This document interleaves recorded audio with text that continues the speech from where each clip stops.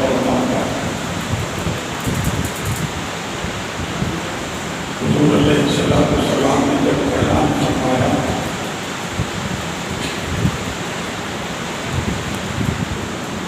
تو صحابہ کرام حضرت کھڑے ہو گئے، ہمارا رکوع ہو جائے تو ہم سمندر میں بن جائیں گے، ہم قوم موسیٰ کی طرح نہیں ہیں جن پر اللہ تبارک و تعالیٰ من صلی اللہ بیٹے بیٹے گھر میں جنت کے کھانے پہنچتے ہو، اٹھا ہوا گوشت ہوتا ہو، اور اللہ علیکم المنان وانزلنا علیکم المن والسلوى۔ یہ قوم موسیٰ ایسی تھی کہ آسمان تھے، بنا بنایا گوشت ملتا تھا، چلتے تھے، بادل ان کے لیے سایہ کرتے تھے، اتنے نازل تھے۔ جب قوم مبارکہ سے لڑنے کا ٹائم آیا تو کہنے لگے آپ جائیں، فرمان آپ جائیں، آپ طرف جانے لڑو، ہم یہیں بیٹھے۔ یہ وہی قوم ہے، اور وہ قوم جو نبی کریم علیہ السلام کی امت بھوکی پیاسی 17 رمضان کا روزہ ہے، جمعے کا دن ہے، ہجرت کا دوسرا سال ہے۔ صحابہ کرام حضور علیہ السلام نے اعلان فرمایا، صحابہ فرمایا رسول اللہ ہم قربان ہو جائیں گے، سمندر پہنچ جائیں گے، آپ حکم فرمائیں۔ اور ایسا ہی ہوا، صحابہ کرام رضوان اللہ علیہ اجمعین نے وہ قربانیاں دی۔ اس سے پہلے مصطفیٰ کریم علیہ السلام نے 70 آدمی کفار کی نشاندہی فرمائی۔ آپ غور سے سنیں، جو کہتے نبی کو کوئی پتہ نہیں ہے، میں آپ کو بتا دیتا ہوں، یہی کتابیں یہی لوگ پڑھتے ہیں، اور بدر کے مقام میں بدر کی حدیثیں پڑھو، مصطفیٰ کریم علیہ السلام نے حضرت انس سے روایت ہے کہ آپ فرماتے ہیں کہ مصطفیٰ کریم جب جنگ بندی کرتی سب بندی کر رہے ہیں، اس سے پہلے میدان بدر میں حضور علیہ السلام نے نشان فرمایا، انہیں سے لاٹھی نے نشان فرمایا، 70 کفار کا نام لے کر حضور نے فرمایا کہ ابو جہل ادھر مرے گا، ابا ادھر مرے گا، میرا ادھر مرے گا، وہ ادھر مرے گا، یہ ادھر مرے گا۔ 70 کفار کا نام لے کر مصطفیٰ کریم نے جہاں جہاں نشان فرمایا۔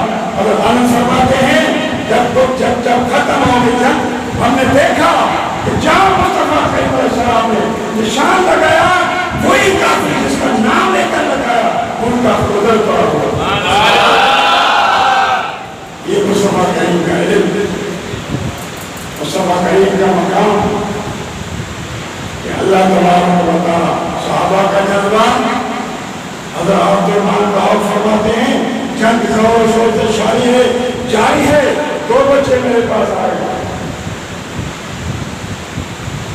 کہہ رہے ہیں ابو جہل بچے چل جائے، ابو جہل جانتے ہو؟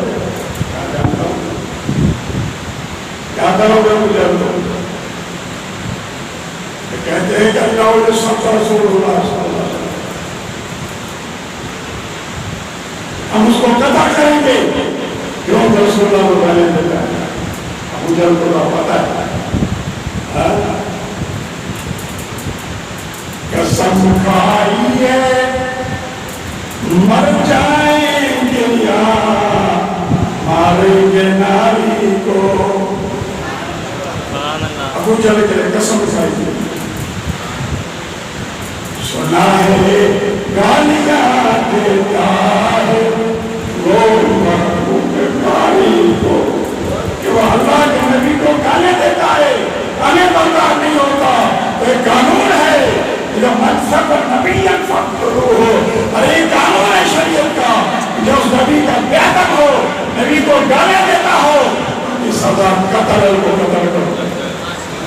جو صحابہ کا بھی قانون تھا کہ سنا ہے کہ نبی کو گالی دیتا ہے، آپ فرماتے ہیں جانتا ہوں وہ کالے گھوڑے پہ بیٹھا ہوا ہے، آپ فرماتے ہیں میں نے ابھی اشارہ کیا، آنکھیں کھول کے دیکھا، 2 بچے اس کے پاس مرے،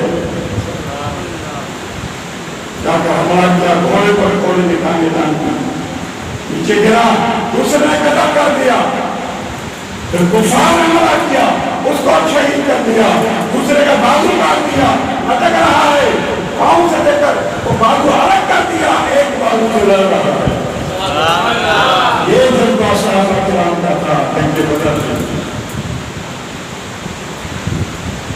دوستو، یہ ان صحابہ کی محبت تھی، ان صحابہ کا عقیدہ تھا، ان صحابہ کا نظریہ تھا کہ مصطفیٰ کے مسلمان کے بیدر کو اس زمین پر رہنے کا کوئی حق نہیں ہے، اس لیے نبی کا بیدر ہے، نبی کا گستاخ ہے، ان کی سزا قتل اس کو قتل کر دیا جائے، ان کو محبت اور محبت قتل کیا جائے۔ بہرحال میرے دوستو، یہ صحابہ کرام کا جذبہ تھا جنگ بدر میں۔ ہمیں کیا تھا؟ 300 سال 313 وہ 313 کیا ہے؟